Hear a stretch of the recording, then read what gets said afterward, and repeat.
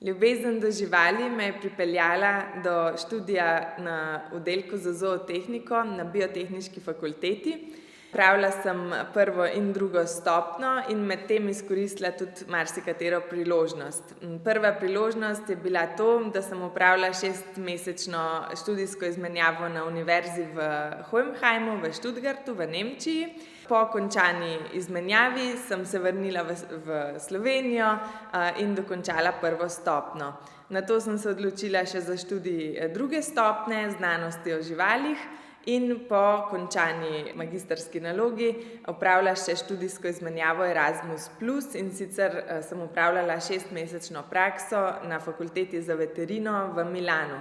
Strast do nasplošno ukvarjanja se s prehrano se je razvila tekom študija.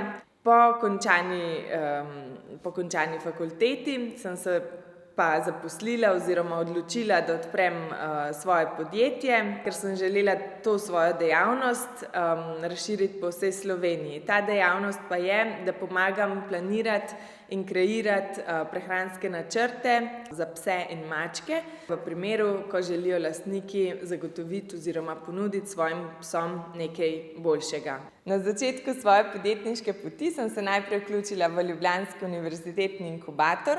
Z njihovo pomočjo uspešno pridobila evropska sredstva preko Slovenskega podjetniškega sklada. Za piko na i pa še izkoristila priložnost in se z nič pričakovanji vključila v projekt Startaj Slovenija in bila uspešno sprejeta. Razvila se je namreč ideja tehle fitko vrečk, v katerih je dehidrirana pasja hrana, čisto popoln pasji obrok, v katerega je treba dati samo vodo, počakati par minut, dodati maščobe in alternativa kuhanemu pasjemu domačemu pripravljenemu obroku je dejansko pripravljena.